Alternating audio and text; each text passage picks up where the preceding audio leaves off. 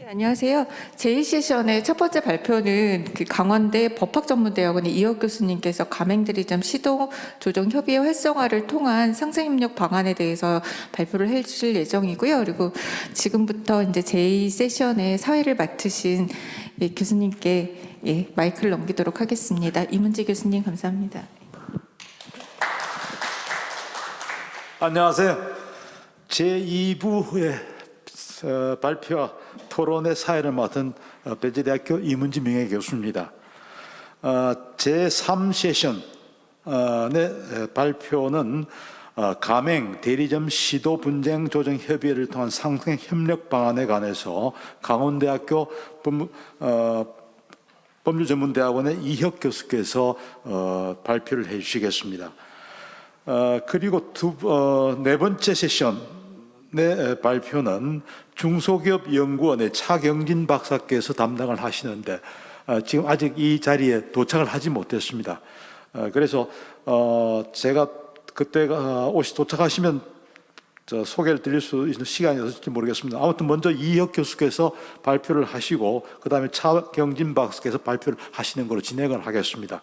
두 분의 발표가 끝나면은 나머지 지정 토론자 네 분을 모시고서 토론 및 답변의 시간을 갖도록 이렇게 하겠습니다. 한 가지 여러분들께 안내의 말씀드리자면은 이 오늘 발표 자료의 페이지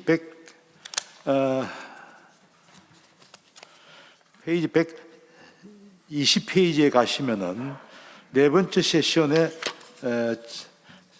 발표 주제가 지역 소상공인 경쟁력 강화를 위한 법적 지원 체계라고 되어 있습니다만은 바로 그 다음 페이지에 보시면은 차경진 박사께서 준비하신 발표 자료는 그 제목이 납품대금 현실화를 위한 현행제도와 개선 방안이라고 되어 있습니다.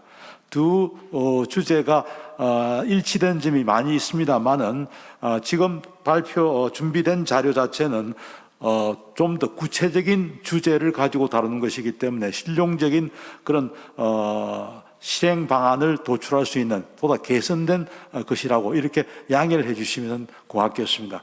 그럼 시간 관계상 우선 이혁 교수님께 발표를 부탁드리도록 하겠습니다. 한 30분 시간이 예정되어 있을 그 시간에서 잘 활용해서 발표하시면 되겠습니다. 저는 자리에서 내려가겠습니다.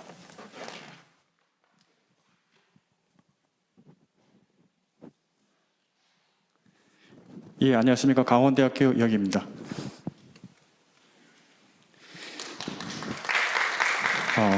오늘 이 소중한 자리를 마련해 주신 이동원 회장님 그리고 용인시의 진심으로 감사드립니다.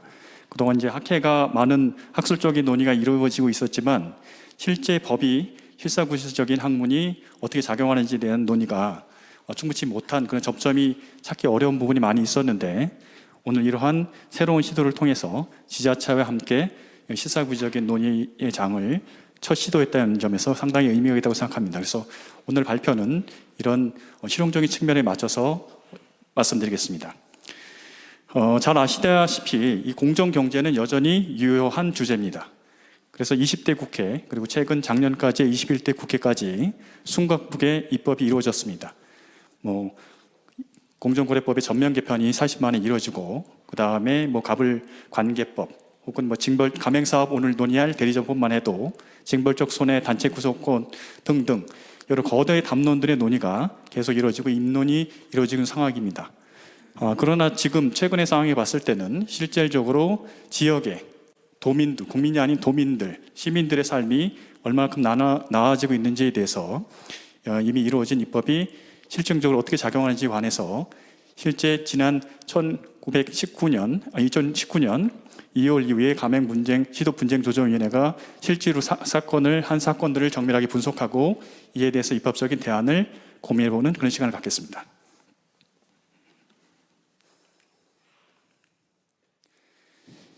그래서 분쟁조정제도의 일반적인 개관, 그 다음에 가맹대리점의 분쟁조정 분석을 한국조정원과 그 다음에 경기도에서도 감사하게 제공해 주신 내용을 바탕으로 제가 나름의 분석을 하겠습니다. 그리고 실제 이것이 어떻게 반영돼서 입법이 반영될 수 있는지 현재 정무위에서 논의고 있는 법안을 검토하고 그 다음에 제도 개선을 살펴보고 결론을 내도록 하겠습니다.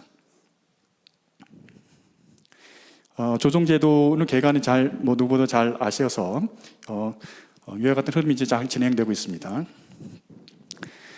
분쟁 조정제도는 소위 말하는 이 미디에이션은 공정하고 중립적인 제3자를 통해서 분쟁 당사자 간의 소통과 협상을 통해서 자발적인 분쟁을 해결할 수 있는 방식으로서 중재 알선과 대표적인 ADR 제도입니다. 잘 아시다시피 공정거래법을 포함한 경제법 집행이 주로 행정, 형사의 공적 영역에 집중되어 있고, 그리고 피해를 입은 소상공인이 자영업자가 손해를 실질적으로 회복하기 위해 선택할 수 있는 민사적 구제 수단이라는 것은 공정거래법상 물론 여러 가지 조치들이 있지만 손해배상 책임이나 민법 750조의 불법회계 책임입니다.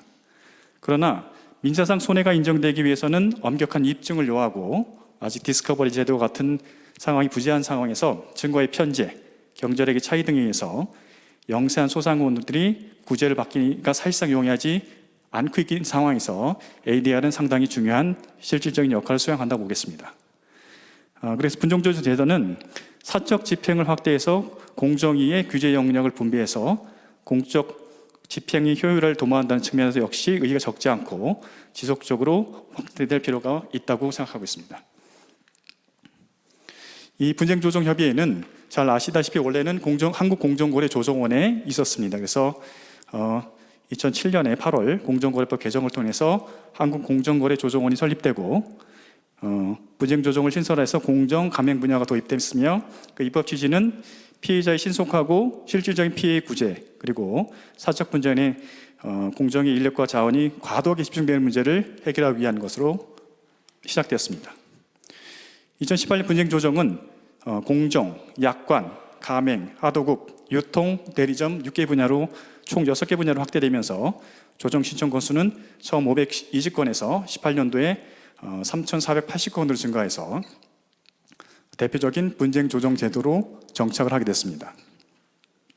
2018년에 이 국회에서 개정을 통해서 가맹사업법과 대리점을 개정해서 시도에 시자체의 가맹 대리점, 가맹과 대리점 이 두 유통 3법 중에 이 두 분야에 대해서 분쟁조정협의회를 설치하는 근거가 마련됐으면서 2019년 2월 11일 지자체가 합동출범실을 개최하고 본격적인 분쟁조정협의 운영을 통해서 소상공인들이 가까운 곳에서 신속하게 피해를 보상받을 수 있는 제도가 이제 길이 열리게 됐습니다. 이 공정 분야, 거래 분야에서 공정위와 또 시도 지자체 첫 번째 협업사도로 정부에서 상당히 관심을 갖고 있었고 시도에서도 상당히 의미 있는 노력을 하고 있는 것으로 알고 있습니다. 이 법적으로 살펴보면 일단 가맹사업법 제16조에서 시도 특별자치도에 시도에서 협의를 둘 수 있는 근거를 두고 대리점법 제13조에서도 이런 설치의 근거를 두고 있습니다. 자, 그동안 그래서 19년도 2월 달에 시도 지자체 본격적으로 활동을 했다는 걸 감안하셔서 그간 이루어진 한국공정거래조정원 협의회에 그다음 분쟁 조정 상황에 대한 데이터를 한번 살펴보시면 좋겠습니다. 자, 최근 한 17년, 18년, 19년 이 데이터가 있어서 사건이 이 17년, 18년에서 좀 늘었다가 이제 19년에서 조금 줄어드는 그런 과정을 보이고 있습니다. 그리고 보시면 알겠지만 화면을 통해서 보시면 하도급 사건이 가장 많고 그다음에 공정 그리고 가맹 이런 식으로 약관 사건 이렇게 진행되고 있습니다. 그리고 대리점 사건도 점차 늘어나는 경향을 보이고 있습니다. 그래서 여부는 성립률은 대략 한 전체적으로 각 사건마다 다르긴 하는데 한 70% 후반 정도로 이렇게 보이고 있습니다.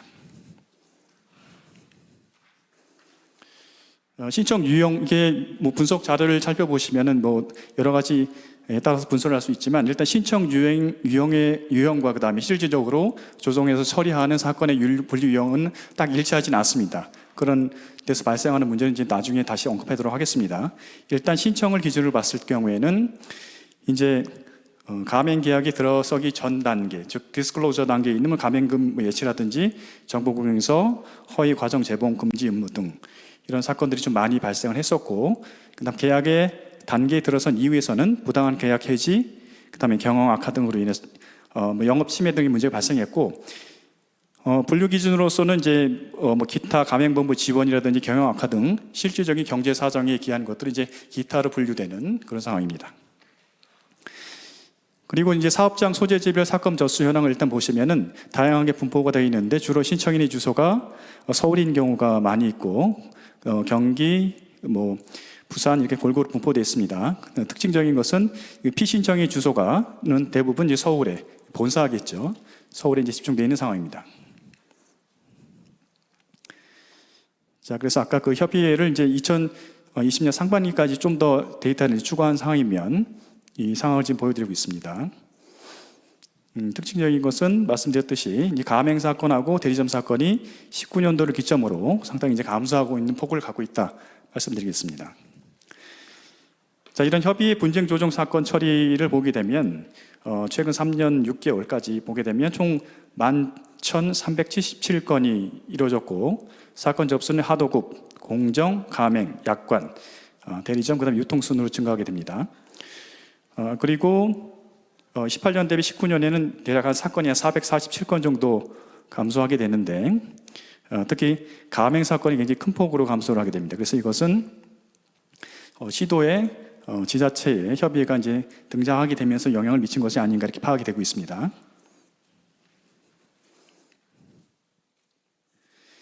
경기도에서 이제 제시해 주신 분쟁조정협의회 자료를 이제 살펴봤습니다. 그래서 상당히 실질적인 데이터를 이제 접하고 나서 부끄럽습니다만 제가 이 법을 만들 때 관여를 했던 실무자로서 이 법이 과연 제도로 활용될 수 있을지에 대해서 여러 가지 의문들도 있었고 이걸 제정할 때 의원님들께서도 많이 의문이 있었으면 사실은 작동을 할 것인가 한데 생각보다 훨씬 더 작동이 되고 있었고 그 당시 잘 작동할 것이라는 그 개인적인 소신이 있었는데 이제 보람을 개인적으로 느꼈습니다. 이 경기대 분쟁조정협의회 상황을 이제 2000년 11월 기준으로 살펴보게 되면 2019년 접수가 이제 82건, 2020년 아직 끝나기 전까지 89건, 그리고 처리율은 100%, 그 다음에 조정 건수는 이제 대략 한 70% 중반 정도 되고 평균 처리 기간은 한 27일, 24일 이렇게 됩니다. 그리고 기간 준수율이 굉장히 100% 정도 되는 그런 특징을 보이고 있습니다.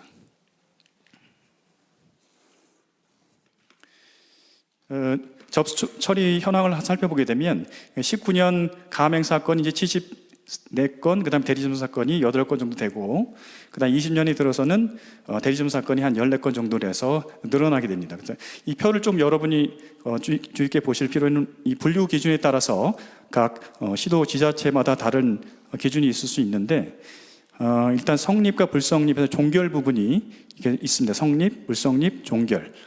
종결에는 다양한 내용이 포함될 수 있기 때문에 이 부분에 대해서는 제가 추후에 말씀드리겠습니다.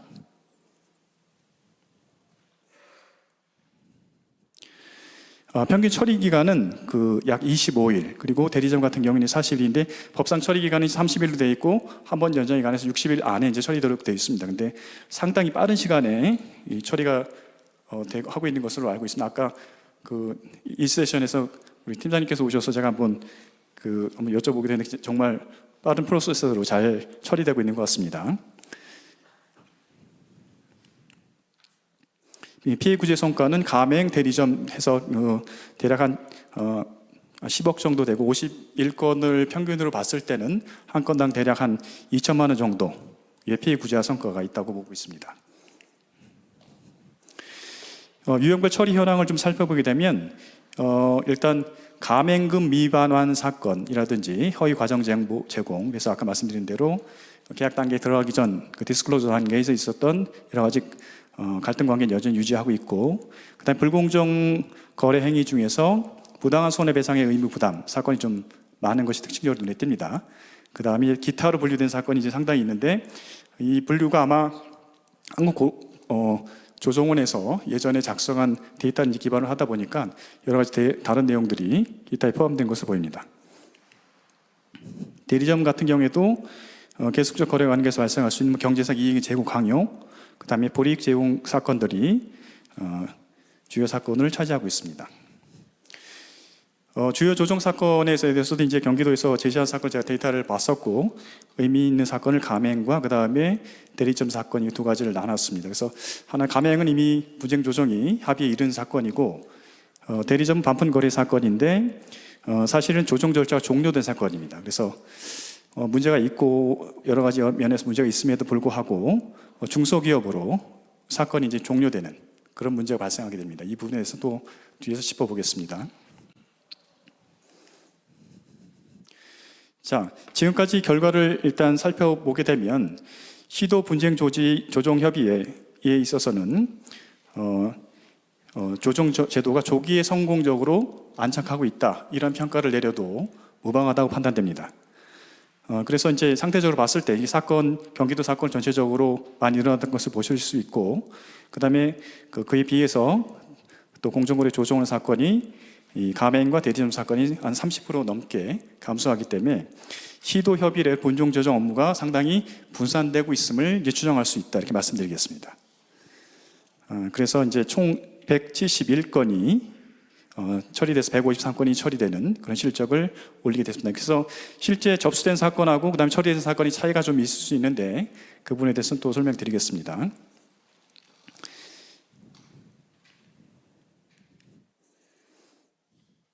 그리고 이제 분쟁 처리 사건 기간이 대략 한 27일 정도 되고 2000년에는 더 짧아졌죠. 그래서 24일로 처리되는 것을 분석돼서 분쟁 처리 기간을 상당히 준수하고 있고 준수율이 거의 100% 이루는 것으로 읽고 있습니다. 그래서 사건 처리라는 것이 굉장히 신속성이 중요하지 않겠습니까? 피해자 입장에서 그런 면에서 평가할 수 있을 것이라고 보고 있습니다. 그리고 금액면은 아까 설명드린 바와 같이 한 10억 원 내로 한 건당 대략 한 2천만 원 정도 사건이라고 볼 수 있습니다. 그래서 이러한 성과는 상대적으로 소액으로 분쟁 조정을 신청하는 피해자 대다수 소상공인 아니겠습니까? 그래서 거리상, 절차상 번거로움을 이유로 망설였던 피해 구제 신청에 보다 적극적으로 나서고 있다는 징표라고도 볼 수 있겠습니다. 조정의 구체적인 사례는 아까 말씀드린 바와 같습니다.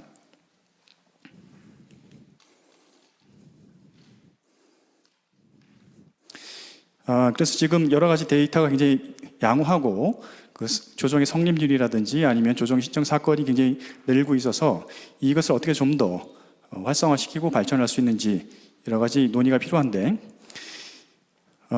가맹 대리점 분야의 영사한 소상공인과 자영업자를 보호하고 불공정한 거래를 개선하기 위해 이 협업 체계라고 아까도 말씀드렸습니다. 그래서 이를 위해서는 이제 정부와 지자체 간의 긴밀한 정책적인 협의가 필요하고 또 하나는 이 소상공인 대상으로 홍보가 굉장히 중요한 것 같습니다. 그래서 아까 말씀도 나눴지만 이 홍보를 어떻게 해서 접근성을 높이고 또 교육을 통해서 분쟁을 사전에 예방할 수 있는 제도를 어떻게 마련할지 이 부분에 대해서 입법적인 관점에서 한번 살펴보겠습니다.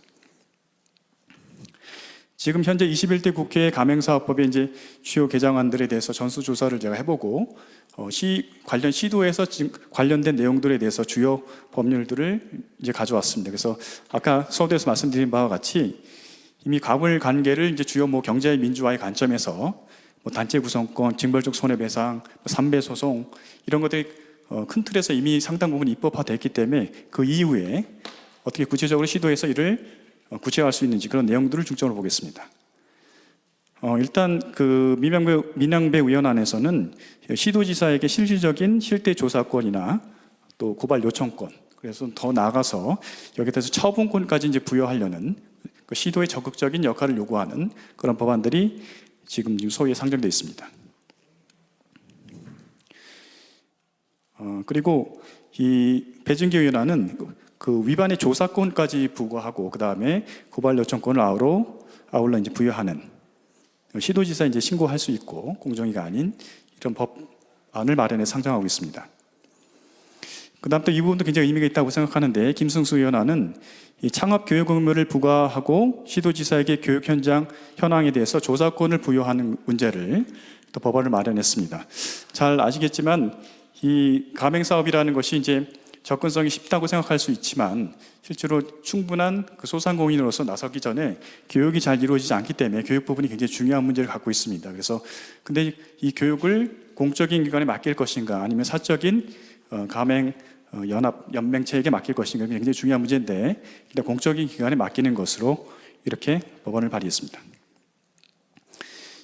그 다음에 이제 분쟁조정 이용우 위원 법안안은 이 이제 조정 단계에서 이제 중간에 법원이 이제 불리하게 되면 소송을 제기해서 조정 사건이 이제 사실상 무력화되는 이런 경우를 막기 위해서 분쟁 조정 절차와 소송 시 경험 없이 법원 결정으로 조정 시까지 소송을 중지하는 그런 내용을 담고 있습니다.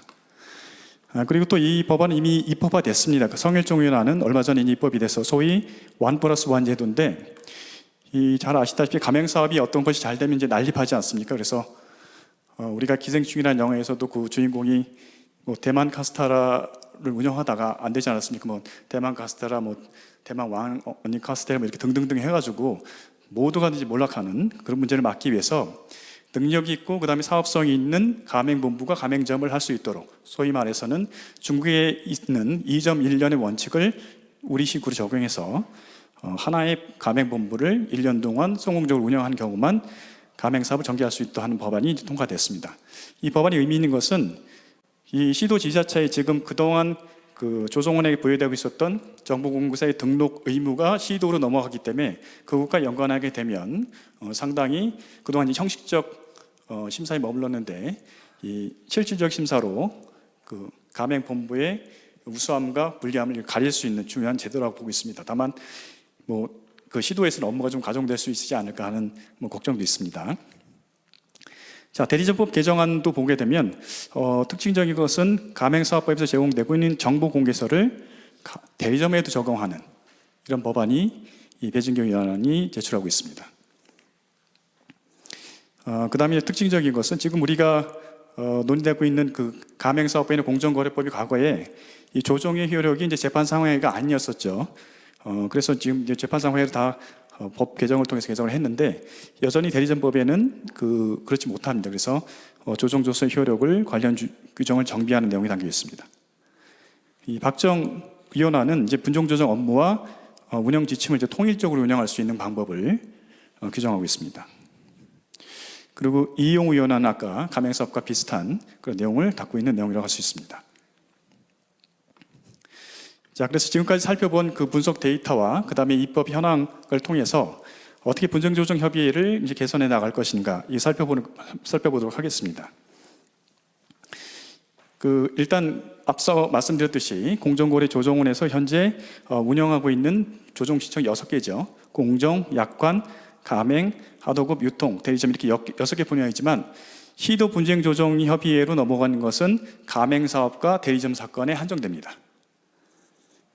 그래서 이제 이 법이 가맹사업이나 대리점법이 가맹사업이나 혹은 대리점법으로 신청을 한다고 해도 실질적인 적용 법률이 공정거래법이나 약관법 등등이 발생한 경우에는 이 사건을 이관하든지 혹은 종결해야 되는 이런 문제를 갖고 있습니다.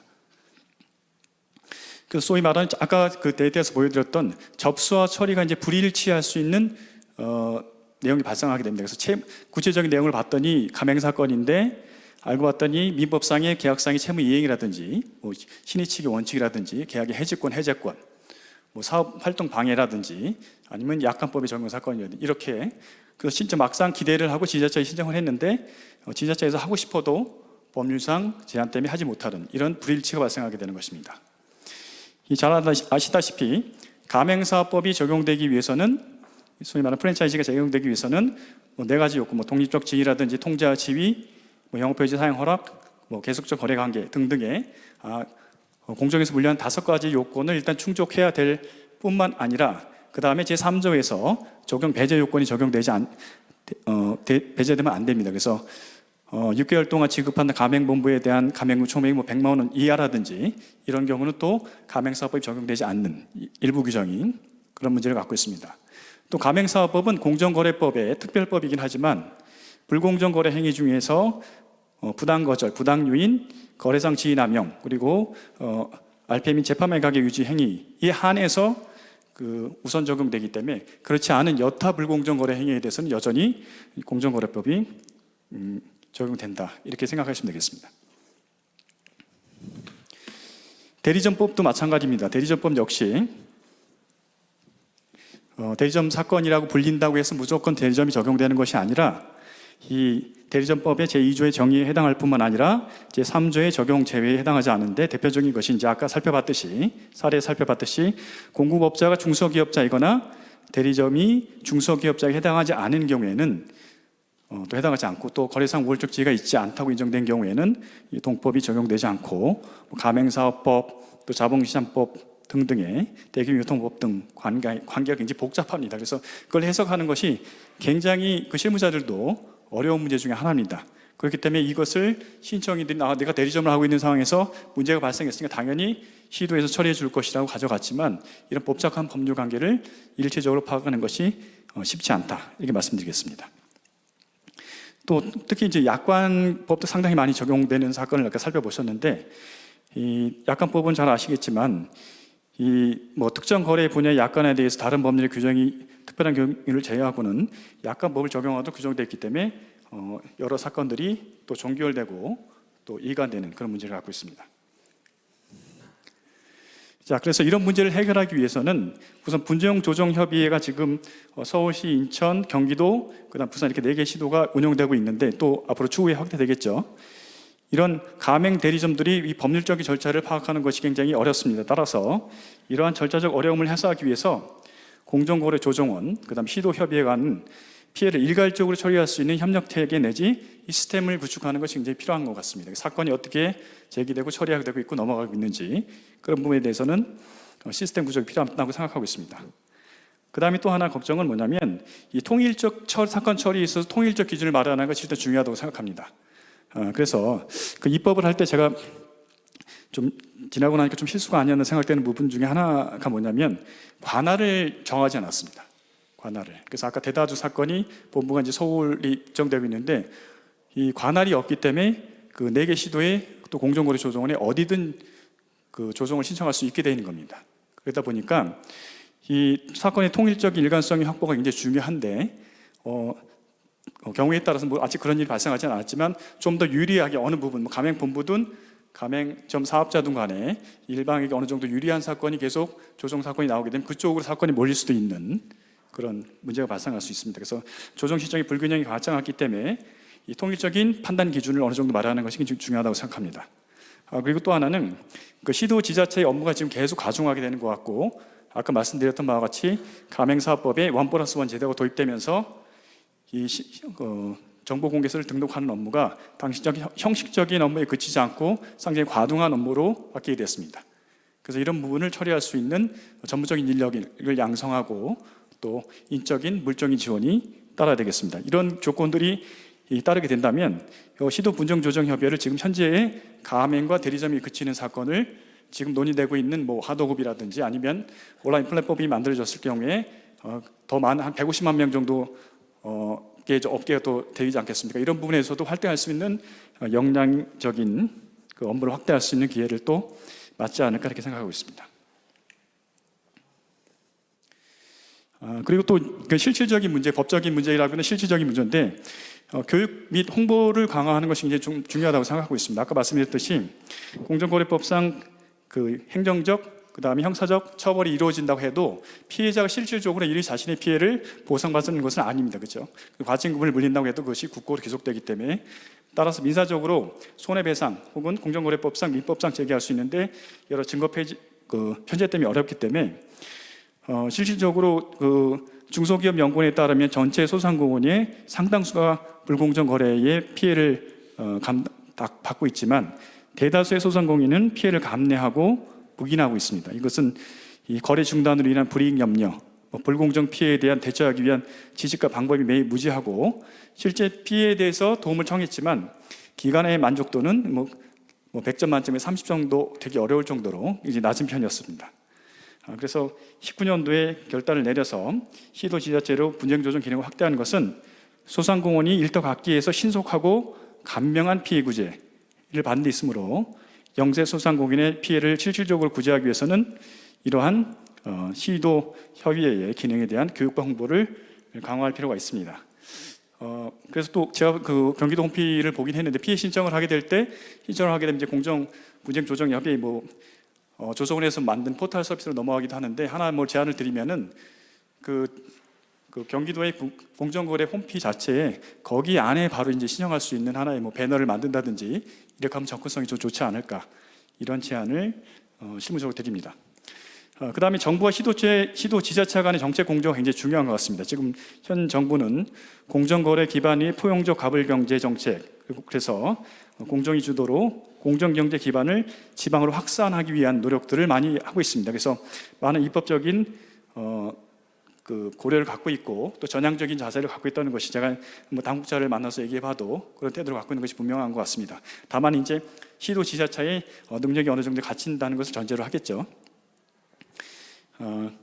또 그래서 공정위가 이제 그랬는데 이것을 사건의 조정 절차를 이제 아직 시도가 어떤 강제력을 갖고 있지 못하기 때문에 그것을 좀 더 실효성 있게 하기 위해서는 공정위가 이런 아이디어도 좀 드립니다. 그래서 예를 들어서 시도 협의에 대해서 소극 감행 본부가 소극적 회피적 태도로 조정 성립을 좀 회피한다든지 이런 문제가 있는 경우에는 시도 협의가 이를 공정위에 통보하고 공정위가 이럴 경우에는 우선 조사 대상으로 삼는 방안, 이런 것도 이 법률이 아니라 실무적인 차원에서 굉장히 유용한 것이 아닌가 이렇게 생각합니다.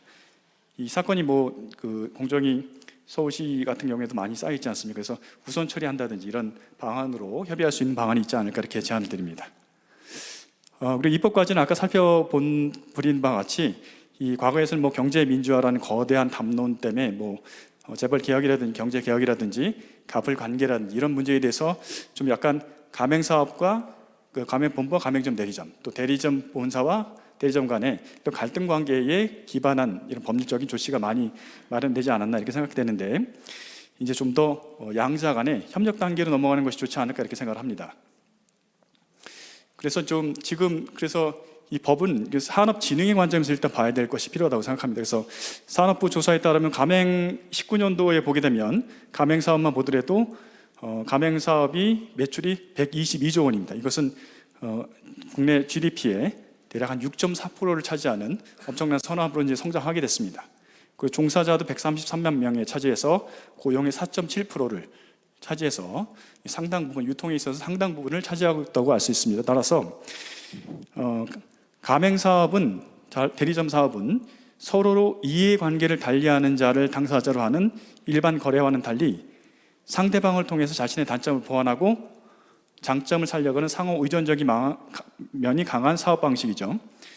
그래서 따라서 가맹본부와 가맹점 사업자가 운명 공동체다라는 특수점을 갖고 있습니다.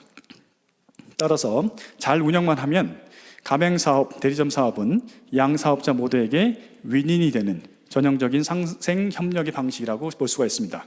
이런 원칙으로 또 돌아올 필요가 있고, 또한 중요한 것은 분쟁 조정 신청이 이제 당사자인 가맹점, 대리점주는 물론 피해를 받는 약자이긴 하지만 또 독립한 자영업자, 상습법적으로는 또 상인에 해당할 수 있죠. 그리고 또 피신청인 가맹본부 역시 80% 이상이 영세 상인인 경우가 굉장히 많습니다. 따라서 이제 가맹 대리점 관계에서는 내부적 분쟁을 최소화하고, 그래서 양 사업자가 함께 할 수 있는 상생 플랫폼을 구축하는 것이 굉장히 중요하다고 생각하고 있습니다.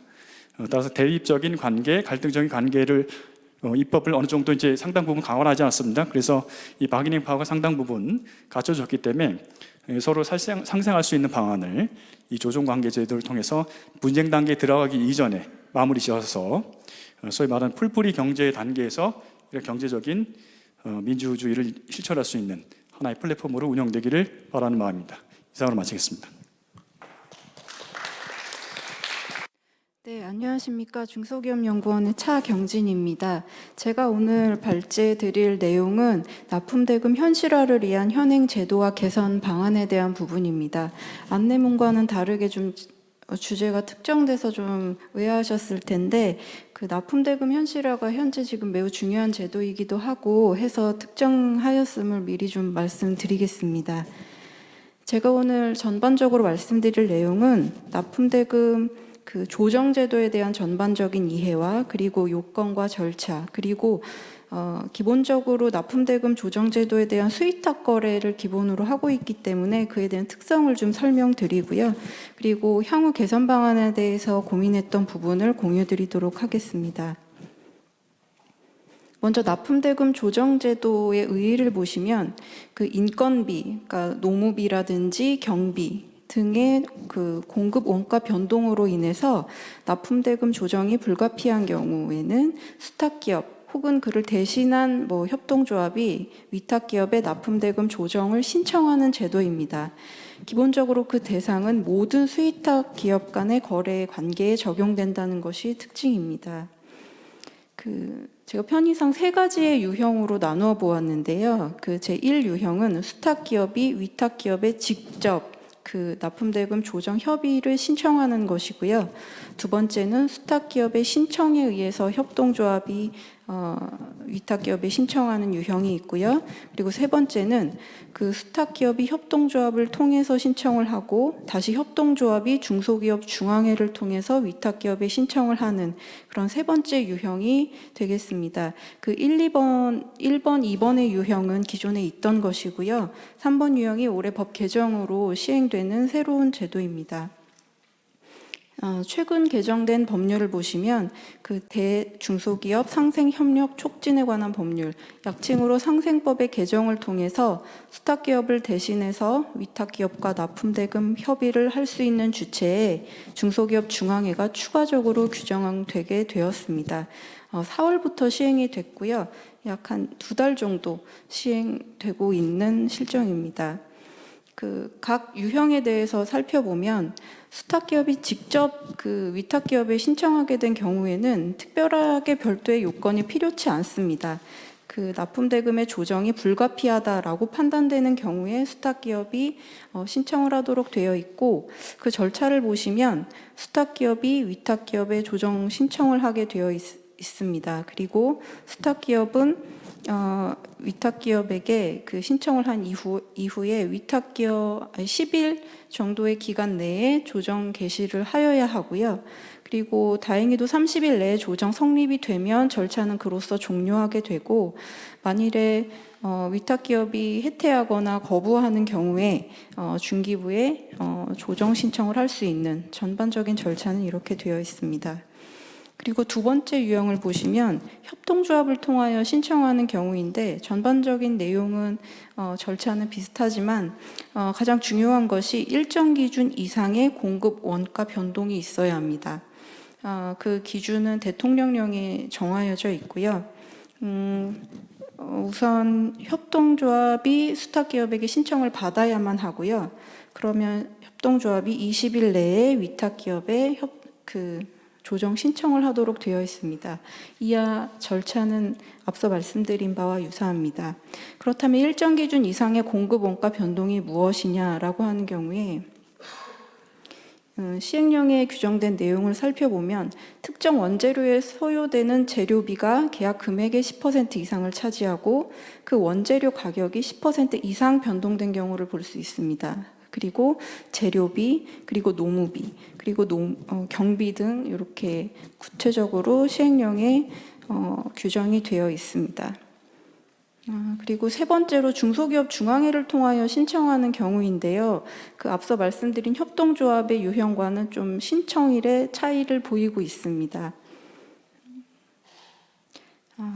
그렇다면 수탁기업이 과연 이 납품대금 조정 협의 제도를 활용하고 있는가에 대해서 중소벤처기업부에서 작년에 보도한 자료에 따르면 약 1267개사를 대상으로 이 제도를 알고 있는지에 대해서 설문조사를 시행하였고요.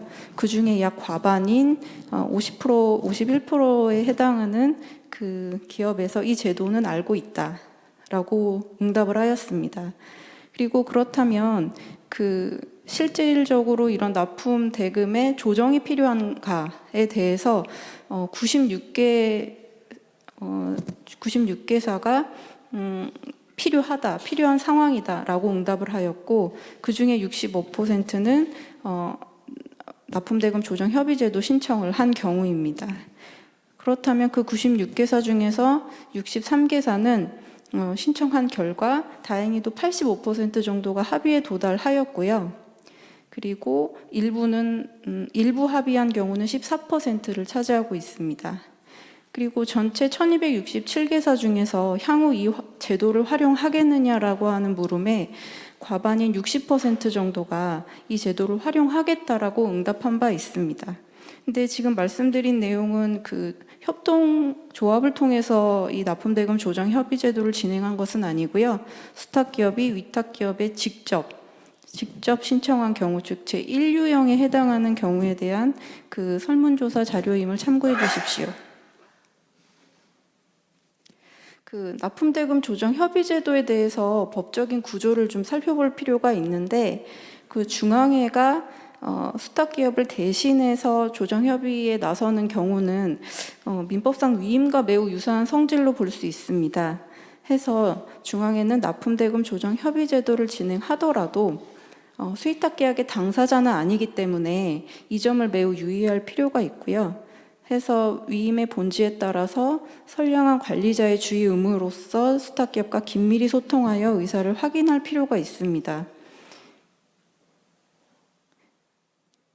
전반적인 절차를 한번 살펴보면 그 가장 중요한 3가지 챕터가 있습니다. 필수 서류가 제출이 되었느냐, 그리고 적용 법률이 무엇이냐, 그리고 실질적으로 원가의 변동이 있느냐, 이 3가지가 초반에 검토해야 될 가장 중요한 부분이고요.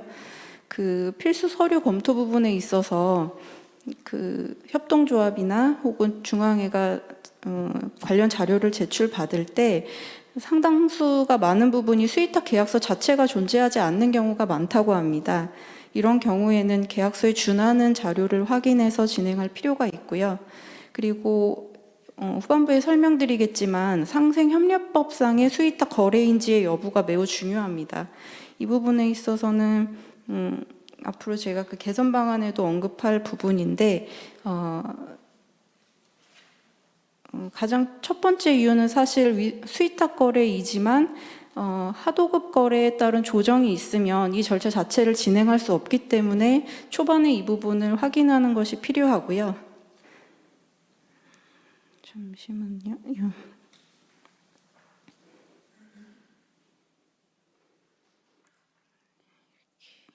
예, 그리고 전반적인 서류가 다 구비가 된 이후에는 조정 협의를 개시를 하겠고, 그리고 충족되지 못한 경우에 상당 기간에 그 중소기업 입장에서 많은 배려를 했음에도 불구하고 보완이 되지 않는다면 반려할 수밖에 없는 상황이고요. 그리고 조정 협의 제도가 개시된 이후에 그 위탁 기업이 응해서 합의에 도달하는 경우는 뭐 다행스럽게도 다행스러운 경우이겠지만, 만일에 위탁 기업이 거부하거나 합의를 하지 못하였을 경우에는 중기부에 조정 신청을 하는 것이 여타 행정형 ADR과는 조금 다른 부분임을 인지할 필요가 있을 것 같습니다.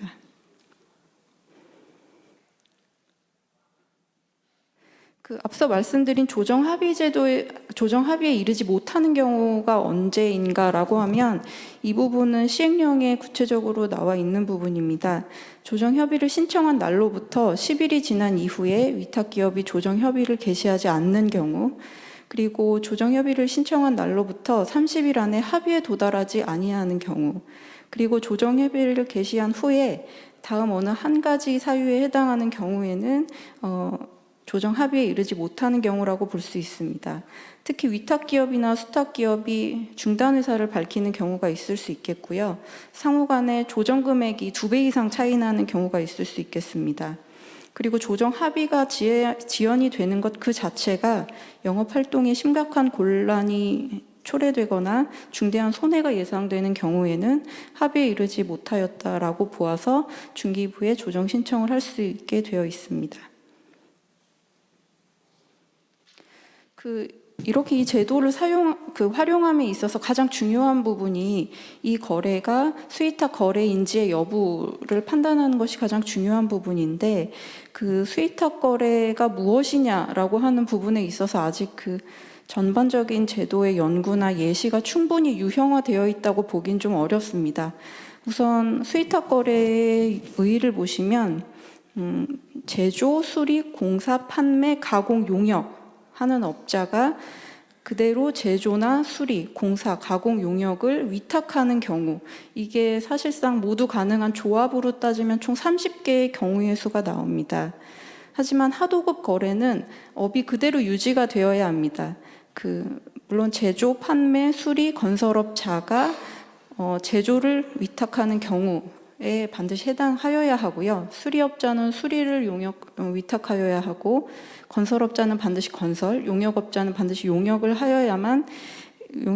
위탁하여야만 하도급 거래로 인정이 되고요. 예컨대 용역업자가 제조 위탁을 할 경우에는 수위탁 거래에는 해당하지만 하도급 거래에는 해당하지 않는 특성이 있습니다.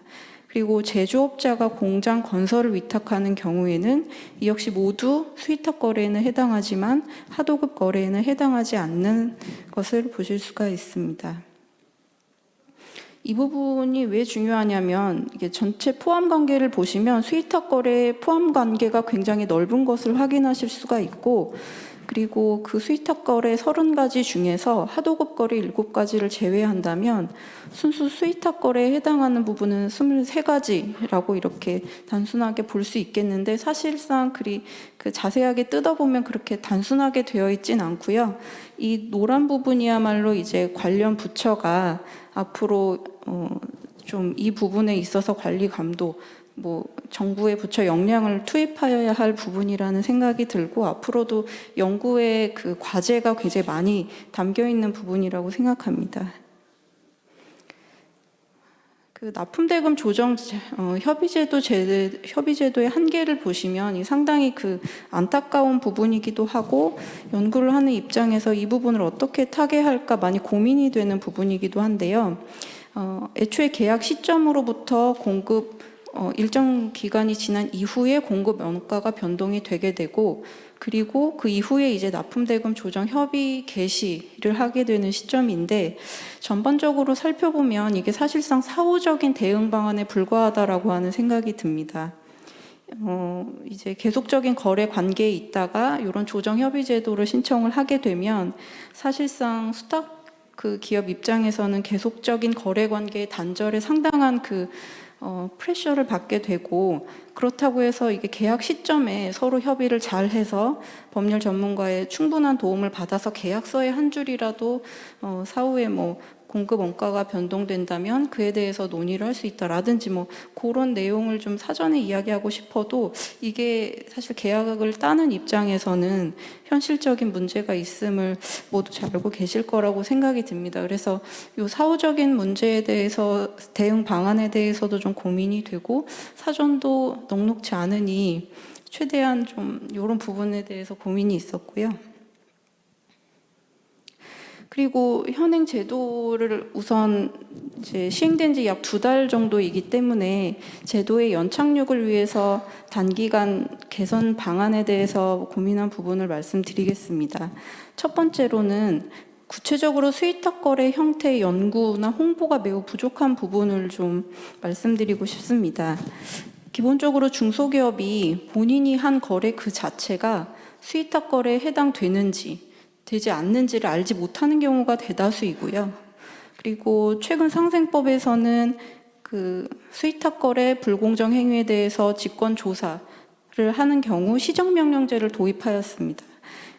기존에는 개선 요구라든지 미이행했을 경우에 공표할 수 있는 조치만 가능했었는데, 시정명령제를 도입해서 시정명령도 할 수 있고 공표도 할 수 있고, 이를 이행하지 않은 경우에 형벌 조치까지 가능해졌기 때문에 실질적으로 중기부의 역할과 권한이 매우 강화됐다고 볼 수 있고, 매우 엄중한 제재를 가할 수 있음에도 불구하고 실질적으로 직권조사를 어떤 분야에 어떤 유형에 해야 하는지 이런 부분에 실무상의 고민이 좀 있으실 수 있다는 생각이 드는 게, 이게 사례 축적이 거의 없는 부분이고 유형화에 대한 연구가 아직은 진행되지 않은 부분이라 이 부분에 대해서는 향후 앞으로 연구 과제로 생각하고 있습니다. 그리고 향후 납품대금 조정 제도가 활성화되기 위해서는 우선적으로 확보되어야 하는 것이 수위탁 거래의 유형이나 형태에 대해서 연구가 필요하다. 그리고 그를 정책 당사자인 중소기업 혹은 소상공인에게 홍보할 필요가 있겠다라는 말씀을 드립니다. 보시면 그 집합관계 말씀을 드렸는데 수의탁 거래가 이런 포함 관계가 있다는 것을 보시는 동시에 사실 그 수의탁 거래 여집합도 살펴볼 필요가 있습니다.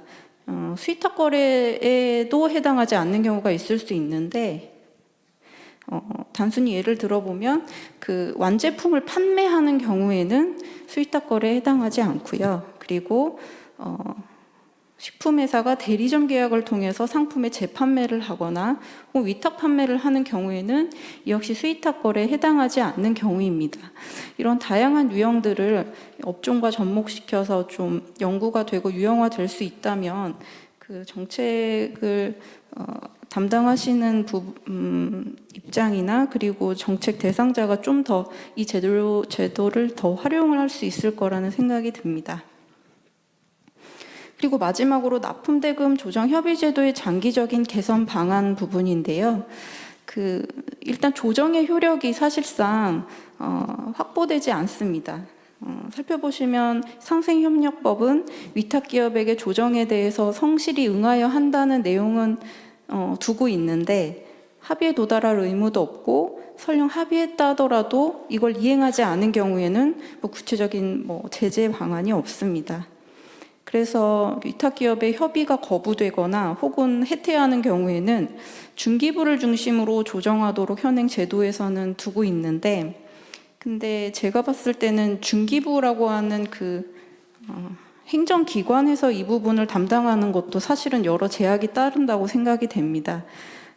대부분의 행정형 ADR의 경우에는 조정이라고 하는 것은 원래 법원의 사무이고 그것을 이제 다양한 이유로 행정형 ADR이 운영이 되고 있는데 위원회라고 하는 제3의 기관에서 보다 객관성과 공정성을 가지고 자료 제출권이라든지 출석권이라든지 다양한 권한을 보유하고 있는 상황에서 조정을 진행해 나가게 되면 사실상 그 조정에 대한 효력을 강화할 수 있는 그런 기반이 마련이 됩니다.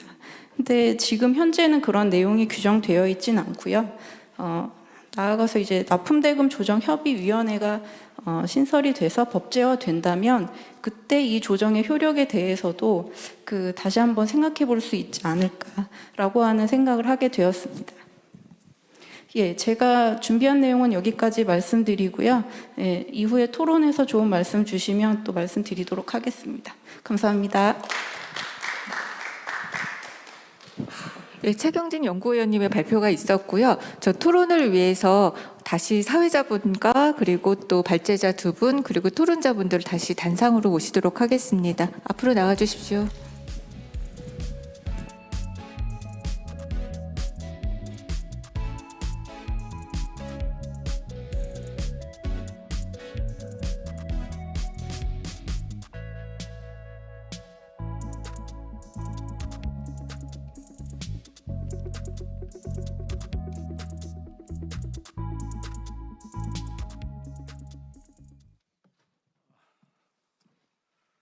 우선 이혁 교수님과 차경진 박사님 수고하셨습니다.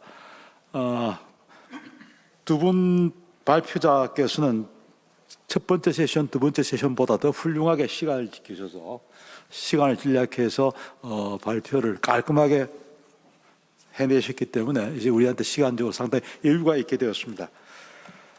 이제 나머지 한 30분 동안에 지정 토론자 네 분의 발표, 토론 그리고 발표자 두 분에 이에 대한 답변을 갖고 진행을 하도록 하겠습니다. 발표자 두 분에 대한 소개는 이미 드린 것으로 하고요. 지정 토론자 네 분을 소개해 드리도록 하겠습니다. 우선 중소벤처기업부에 근무하시는 김혜규 사무관께서 지정 토론자로 나오셨습니다. 인사는 다 같이 하시죠. 다음에 경북대학교 신영수 교수님께서 역시 참석을 하셨고요. 그다음에 강지연 미국 변호사님과 김남우 변호사님께서 참석을 하셨습니다. 박사로서 맞이해 주시기 바랍니다.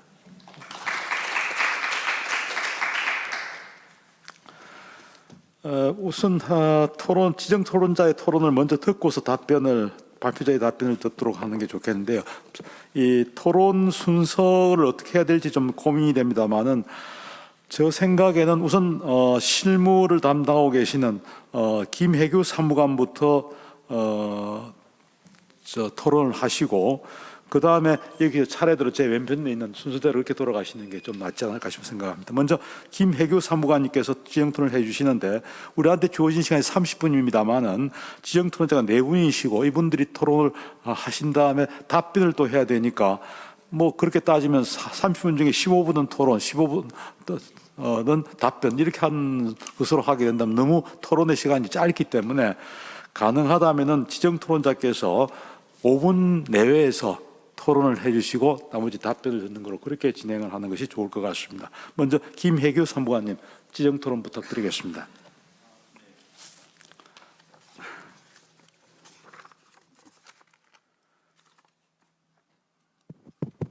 네, 이옥 교수님의 가맹 대리점 시도 분쟁 조정 협의회 활성화를 통한 상생협력 방안에 대해서 제가 살펴보았는데요.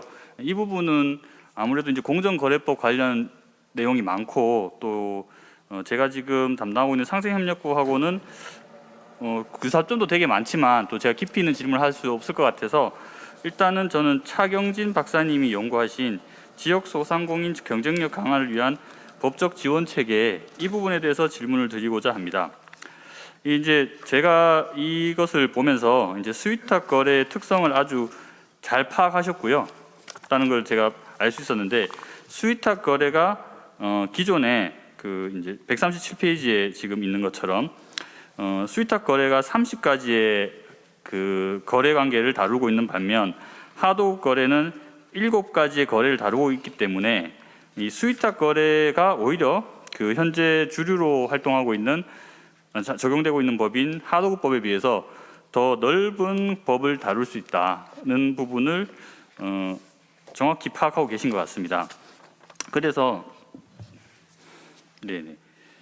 그런 관점에서 보면 장기적으로 이 납품대금 조정협의제도 등에서 그 상생협력법의 비중이 강화될 수 있고 그에 따라서 이 조정의 효력을 강화하기 위한 입법적 제한, 특히 이제 지금 현재 추진도 하고 있는데 그 재판상 화해 효과를 갖도록 상생협력법 개정이 필요하다는 결론은 대단히 타당해 보입니다. 그런데 제가 좀 여쭤보고 싶은 것은 이러한 논의가 하도급법과 상생협력법과의 관계에서 비추어 볼 때 상당히 필요함에도 불구하고 현재로서는 이 논의가 약간은 지엽적인 부분에 머물러 있습니다.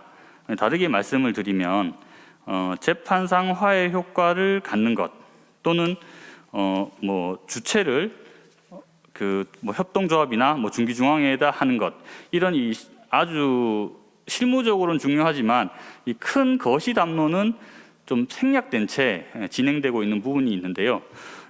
이와 관련해서 혹시 이 중소벤처기업부의 조정제도, 특히 이제 상생협력법에 기반한 조정제도가 뭐 납품자금 조정협의제도도 있고, 뭐 그 사업 영역 조정제도도 있고, 또 그 기술 분쟁 조정제도도 있고, 그다음 거래대금 분쟁 조정도 있고, 이 여러 가지들에 대해서 통합적으로 다룰 어떤 기본법적 체계가 필요하다고 생각하시지는 않는지 거기에 대한 의견 여쭙고 싶습니다. 이상입니다. 예. 네, 고맙습니다. 그다음 강지연 변호사님 지정 토론 부탁드립니다. 오늘 이 자리에 굉장히 이제 지자체의 권한을 어떤 방면에서 효율적으로 기존의 어떤 정부 부처와 적절하게 역할을 분담하면서 신속하고 또 효율적으로 우리가 소상공인들의 피해를 구제할 수 있는 어떤 균형을 추구할 수 있을 것인가, 이런 관점에서 여러 가지 이제 대안들을 모색해 주시는 의미 있는 자리에서 저는 이제 특히 이혁 교수님께서 아까 발제문에 담아주신 이제 분쟁 조정 외에 지자체의 어떤 이제 거래 공정화를 위해 우리가 어떤 역할들을 또 추가적으로 검토해 볼 수 있을 것인가, 이 부분에 대한 이제 여러 입법안이나 정책 대안들에 대해서 간단히 말씀을 드리겠습니다. 뭐 시간 관계상 빨리빨리 이제 말씀을 드리면은 우선 이제 107페이지 민영배 의원안에서는 과태료 부과 권한이 있는데 이 과태료 부과 권한은 현재 이제 할부거래법이나 방모판매법에도 이미 이제 근거 규정이 사실 있습니다. 그래서 이제 다만 이제 기관 간의 어떤 법 위반 판단 소지가 너무 이렇게 상충되거나 틀려지게 될 경우에 또 혼선이 초래될 수 있기 때문에 가급적이면은 우리가 법 위반 여부에 대해서 이제 공정이나 지자체가 상대적으로 판단 소지가 달라질 여지가 좀 적은 어떤 위반행위 유형들, 예를 들어 이제 실태조사에서 자료를 제출하지 않았다, 미제출이나 또는 허위 제출 같이 비교적 법 위반 판단 소지가 좀 명료한 어떤 유형들에 대해서 공정위의 어떤 과중한 업무 부담들을 분담하는 방안은 적절한 걸로 이제 생각이 됩니다. 고발 요청권 같은 경우에 이제 바로 옆에도 이제 중기부에서 나와 주셨는데요. 이제 중기부가 기존에 이제 어떤 중소기업 피해 방지를 위해 이제 고발 요청권을 행사하는 어떤 추세가 좀 더 강화되고 있는 걸로 이제 최근에 보도들이 많이 되고 있는데 그 관점에서 이제 지자체 같은 경우에는 또 약간 관점이나 관계가 좀 다른 게 아무래도 선출직에 이제 장을 모시고 있다 보니까 이제 민원 해결이라는 부분들을 또 우리가 간과할 수가 없습니다. 그래서 이제 저도 오면서 이제 주차장에 굉장히 많은 민원 차량들이 꽉 차 있는 거를 봤는데요. 이제 민원 해결을 이유로 고발 요청권을 이제 적극적으로 행사할 어떤 요인들이 상대적으로 있다. 그래서 고발 요청권 행사가 지금 그동안 굉장히 소극적으로 이루어지고 있다는 어떤 비판들이 제도 도입 후에 많이 이제 있어 왔는데 이제 이 부분에 대해서 적극적으로 이 제도를 좀 활성화할 수 있는 어떤 한 축을 담당할 수 있는 부분이 분명히 있을 걸로 생각이 듭니다. 다만 이제 개정안 같은 경우에 우리가 이제 고발 요청 주체들이 기존의 주체들과 달리 지역적인 파급 효과를 고려할 수 있도록 하고 있는데 이게 지역적인 파급 효과라는 게 굉장히 추상적인 기준이기 때문에 이에 대한 어떤 집행의 투명성을 통해서 고발 요청이 어떤 정치적이나 정무적인 이유로 너무 남발되지 않을 수 있도록 우리가 통제 장치는 필요한 부분이 있을 것 같습니다. 그리고 이제 배진교 의원안의 조사권과 처분권 문제는 공정위의 평균 사건 처리 기간이 뭐 거의 8개월에서 10개월 가까이 되기 때문에 이 부분에 대한 이제 지자체의 어떤 조사권과 처분권을 분담하는 부분들은 충분히 이제 우리가 그 타당성이 인정될 수 있을 것 같습니다. 다만 이제 이 경우에도 공정위와 지자체 간에 너무 이렇게 비슷한 사건에 대해서 법 위반이 판단이 달라진다. 이럴 경우에 이제 기업들의 혼선이 엄청나게 커지기 때문에 우리가 정보 공개나 가맹금 유치 같이 비교적 이제 그 판단에 대한 어려움이 없는 분야 위주로 먼저 도입을 할 때 이제 그 기존의 가맹사업법 같은 경우는 이제 굉장히 우리가 공정거래를 저해할 우려라든지 정상적인 거래 관행에서 많이 벗어날 위험이라든지 이런 어떤 어려운 이제 정성적인 판단을 요구하는 유형들도 많이 있기 때문에 이런 부분들에 대해서는 조금 우리가 점진적으로 좀 전문 인력을 먼저 우선 확충을 하고 이해되는 법 위반 판단의 소지에 대해서 지자체가 충분히 전문 인력을 보유하고 있다 이런 자신이 있을 때 이제 도입을 하는 방안으로 너무 좀 속도 조절을 좀 할 필요가 있지 않나 생각이 듭니다. 이제 시간 제약상 마지막으로 하나만 말씀드리면은 이제 그 정보 공개와 관련된 부분입니다. 이제 112페이지 배진교 의원안인데요. 이것도 이제 대리점 거래에서도 가맹사업 거래처럼 정보 공개서를 우리가 등록을 하도록 하자. 이 부분은 이제 여러 관점이 있습니다. 일부의 의견은 당연히 이 대리점 거래의 경우에도 초기 투자 비용이 많이 소요되기 때문에 정보 비대칭성을 우리가 좀 해소해 줄 필요가 있겠다. 이런 의견이 또 하나 있고 또 하나의 경우에는 가맹사업 거래 같은 경우는 가맹 본부의 어떤 지시나 통제나 브랜드 파워 같이 전속성을 특징으로 하기 때문에 가맹 본부에 대한 의존성이 굉장히 큰데 봐서 대리점 같은 경우에는 뭐 자기 명의와 계산으로 또 이제 판매하는 뭐 재판매도 있고 위탁 판매도 있고 비전속인 경우가 굉장히 많기 때문에 과연 가맹사업 거래만큼 전속성을 전제로 하는 이렇게 강력한 어떤 정보 공개가 필요하겠냐 이런 이제 찬반의 의견이 있기 때문에 이걸 사전적으로 강하게 규제할 것인가 사후적으로만 우리가 이런 문제가 허위 과장 정보를 제공할 경우에 사후적으로 규제할 것인가는 조금 더 신중히 검토할 필요가 있지 않나 생각합니다. 이상입니다. 네, 수고하셨습니다. 다음으로 신영수 교수님의 지정 토론을 듣도록 하겠습니다. 네.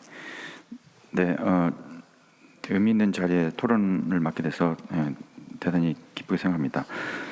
저도 지역에서 살고 있는 사람이기 때문에 굉장히 이제 공감되는 주제였고요. 근데 지역 경제에서 뭐 상생 발전이나 공정거래 이런 거는 사실 어느 정도 보면 좀 기업의 입장에서 먹고 사는 문제가 해결되고 나서 좀 거론되는 약간 후순위의 느낌이 있는 것 같습니다. 지자체마다 좀 느낌이 그게 좀 약간 다를 수는 있는데요. 뭐 제가 사는 데만 해도 뭐 공정 이런 거는 뭐 그 뒤에 일이고 일단은 그 기업이나 투자를 지역 사회 유치하고 또 일자리를 창출하는 게 최우선이 되는 것 같습니다. 그러다 보니까 좀 그 지자체마다는 이게 좀 다를 수 있는데 그 점에서 경기도가 특히 이 부분에 좀 앞서 나가고 지자체에서는 가장 활발하게 하고 계신 것 같은데 한편으로는 그만큼 또 지역 경제에 어떤 뭐 자신감 내지 그런 느낌이 더 들긴 했습니다. 또 그리고 공정거래는 그 피해 업체가 대부분 이제 지역 업체일 수 있으니까 접점이 지역 경제 정책하고 있다고 생각은 하고요. 우선은 그 가맹 대리점 시도 조정 협의회 활성화 문제 관련해서는 특히 이혁 교수님께서는 뭐 이 제도 도입에 3파 역할을 하셨던 분이시기 때문에 이 제도의 성과를 직접 이제 평가해 주신 것이 또 의미를 갖는다고 생각합니다. 이제 한 3년 정도 된 것 같고요. 저도 사실 대구에 살고 있지만 경기도 이 대리점 분쟁 조정 협의회에 좀 참여를 하고 있는데요. 근데 이제 코로나 영향도 좀 있긴 하고 또 대리점이 워낙에 적어서 그런데 작년에는 뭐 서면회의 한 2번 정도 했던 것 같고 한 번도 모인 적이 없고요. 그리고 재작년에는 몇 번 회의가 좀 2019년에 좀 있었던 것 같습니다. 아직은 뭐 이걸 일반화 관점에서 평가하기는 조금 이른 시점이긴 하지만 어쨌든 이제 사건 수는 이 교수님 발표 데이터를 보면 이제 대리점 관련된 분쟁은 늘어나고 있는 것 같긴 합니다. 이 지자체에서 분쟁 조정을 맡는 의미가 무엇인가, 강점이 어떤 차별화가 있는가, 결국 이제 지역 경제에 좀 특유한 그 지근거리에서 사안을 잘 포착해서 분쟁에 맞는 해결을 더 잘할 수 있다라는 것이 일단 첫 번째 전제일 것 같고요. 또 하나는 이제 지역민들의 어떤 접근성 문제가 있겠죠. 저 접근하기 좀 좋다. 그런 점에서 보면 숫자만 놓고 봤을 때 그렇게 아직 활발하지는 않은 것은 이제 사실은 대리점 거는 중앙에 있는 그 공정거래조정원도 굉장히 이제 워낙에 미미하기 때문에 이 사안 자체가 조금 가지는 특수성이 있는 것 같습니다. 그래서 저는 이거를 이제 조정 대상의 조정의 분야하고 지역 관점에서 놓고 보면 이렇게 별로 활용도가 높지 않은 것만 결과적으로는 지금 이관된 셈인데요. 아까 표에도 하셨지만 사실 훨씬 많은 것은 이제 하도급이라든지 이런 지역 업체들 간의 어떤 분쟁 문제가 상당히 있어서 뭐 이 부분야로 또 확대하는 것도 한번 고려해봐야 될 것 같고요. 그다음에 지역도 지금 이제 수도권, 워낙에 이제 가맹이나 대리점 본사가 수도권에 있으니까 서울, 인천, 경기 하고 있는데 이것도 지역으로 좀 확장할 수 있는 가능성은 없는지 이런 방안에 대해서 이혁 교수님께 한번 여쭤보고 싶고요. 또 협의회 구성을 이렇게 좀 보면 이렇게 지금 이제 제가 참여하고 있는 곳은 주로 그래도 공정위하고 관련이 있었던 공정위 출신의 교수님이거나 이제 실무가분들이 이제 많이 참석하고 계십니다. 그리고 또 조정원으로부터 약간 그 노하우도 좀 전수 받아서 일관성 내지 뭐 제도적인 어떤 연속성은 좀 유지되고 있는 것 같긴 합니다. 근데 사실 보면 서울 공정거래 조정원에서 하는 방식도 이제 거기가 여기도 그렇습니다만 분쟁 조정 협의회라는 이름을 쓰고 있는 것이 좀 저는 제도적 의미가 있는 것이 아닌가 이런 생각을 하는데 분쟁조정위원회가 아니란 말이죠. 그러니까 위원들이 모여갖고 당사자들부터 얘기 듣고 조정안을 제시해서 수락 여부를 묻고 이런 방식의 이제 조정이 아니라 대부분은 이제 조사관 단계에서 봐서 이제 알선을 좀 유도하고 그리고서 넘어온 사건을 대부분 협의회 위원들이 서면으로 보통 이제 심사를 하고 실질적인 대면은 거의 이제 잘 일어나지 않는 것 같습니다. 그렇다 보면 사실은 이제 지방의 이 지자체에서 공정거래 조정 이런 분쟁 조정을 들여온 이유는 굳이 서면으로 할 건 뭐 서울에서 하는 거나 무슨 차이가 있는가 이런 생각이 좀 들기는 합니다. 그래서 이런 점에서는 좀 대면도 좀 확장할 필요가 있지 않나 이런 생각이 있고요. 그다음에 글쎄 뭐 몇 개 또 생각했던 게 있는데 일단은 그 정도만 시간 때문에 넘어가기로 하고요. 그다음에 네 번째 세션 차경진 박사님께서도 좋은 말씀 해주셔서 좀 많이 배웠고요. 근데 대중소기업 간의 분쟁은 역시 이제 돈 문제가 제일 많은 것 같고 중소기업들이 이제 제값받기 이게 오랜 정책적인 과제이면서 또 난제인 것 같습니다. 이게 해결하기 쉽지 않고 위탁 사업자에게 선심을 기대할 수 있지만 그걸 올려주라고 강요하기는 참 강제하기는 어려운 부분이 여러 가지 법리상 이제 존재하는 부분인데요.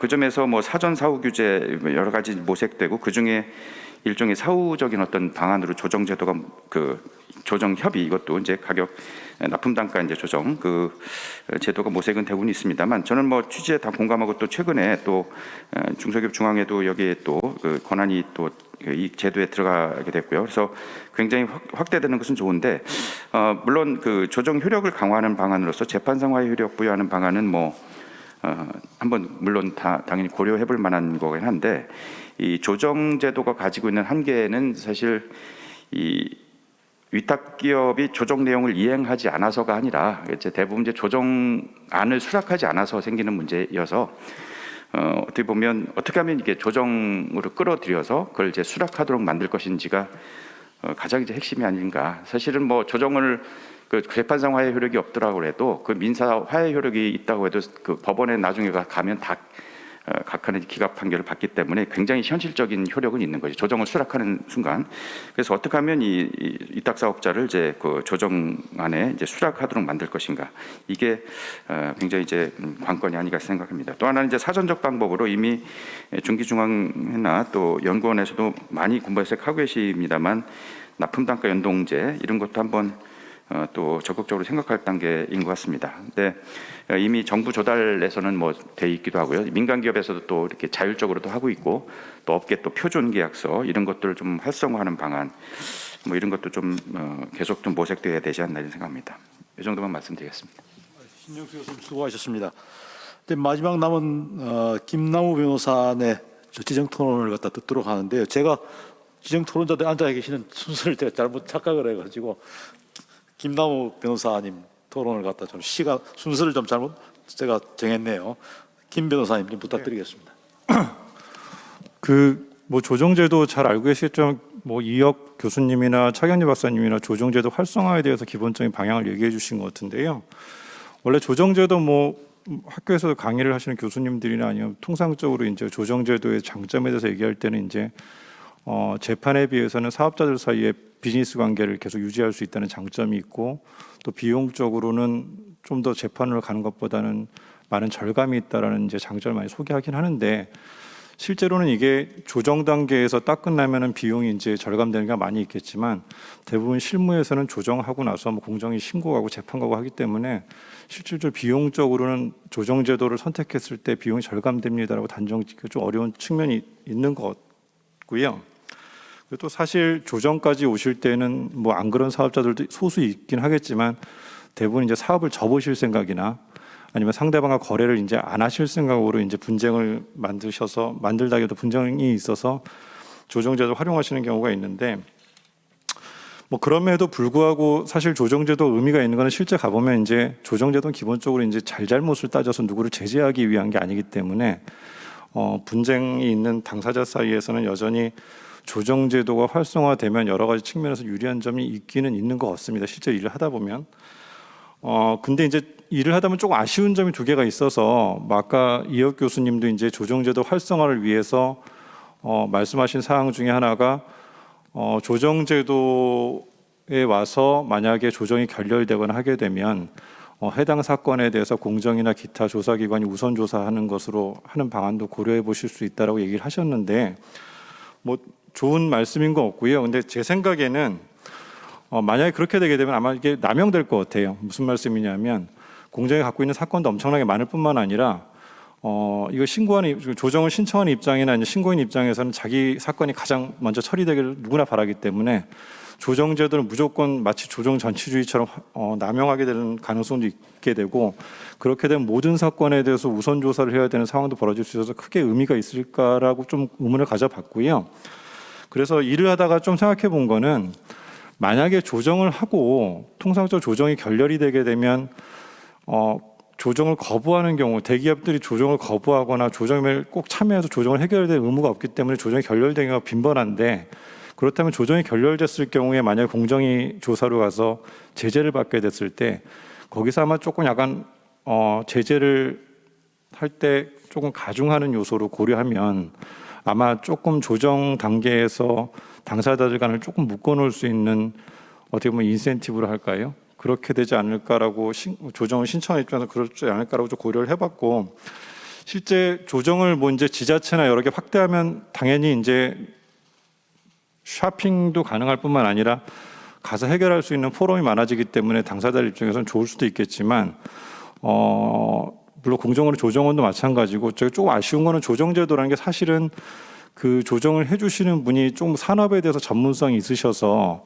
실제로 일반 당사자가 사실 너무 산업에 대해서 말도 안 되는 주장을 하거나 했을 때 그거를 좀 커트해주거나 아니면 조절을 해줄 수 있는 역할이었으면 좋겠는데, 실제 우리나라 지금 조정제도는 그 정도 역할에는 아직 미치지 못하는 것 같아서 그 부분에 대해서도 좀 전문성을 키우기 어렵다면 보조적으로 산업 전문가가 중간에서 중재라기보다 조정 단계에서 조금 도움을 줄 수 있는 제도가 좀 있었으면 하는 좀 일을 하면서 좀 아쉬움이 좀 있었습니다.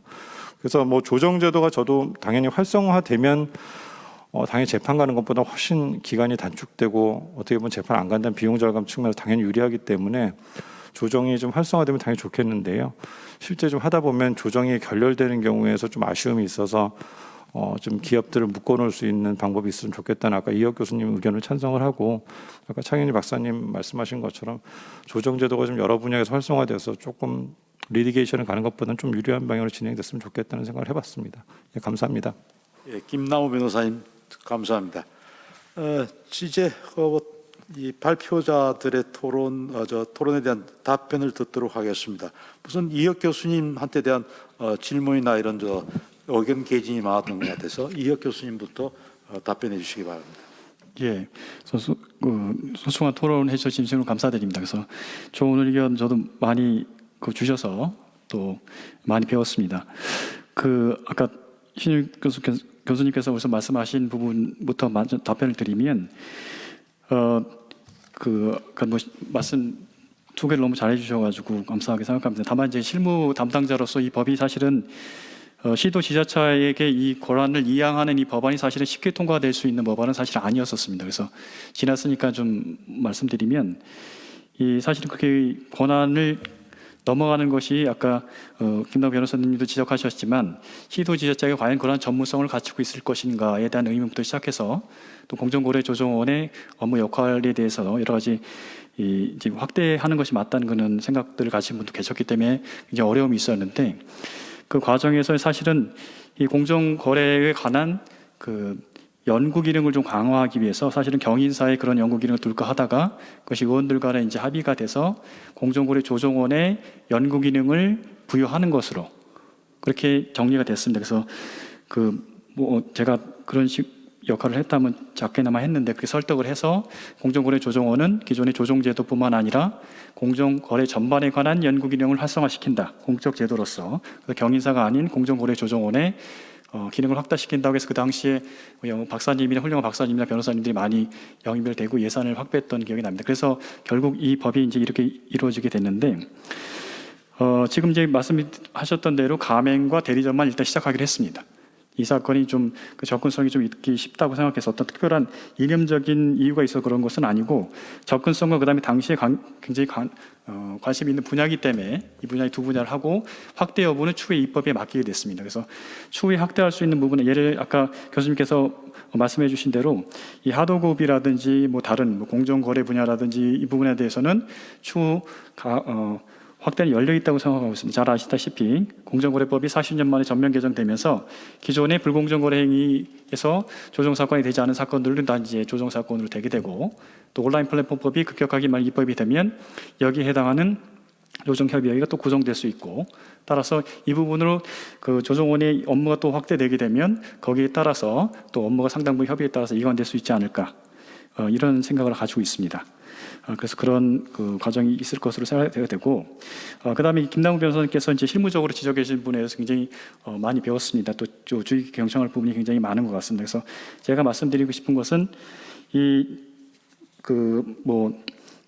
제도 자체를 잘 운영되기 어렵다고 생각했지만 이제 소신을 갖고 해서 경기도 같은 데서 이제 잘 굉장히 운영하고 있는 걸 확인하지 않았습니까? 특히 전문적인 분야에 대해서 아쉽다 부분이 물론 저도 있을 수 있다고 생각하지만, 오늘 사실은 토론해 주시는 신영수 교수님도 이제 경기도 조정위원으로 활동하시고, 그래서 이 경기도가 어떤 시도보다 더 강한 전문성을 갖고 있다고 생각을 하고 있고 실제 그런 것을 이제 확인했습니다.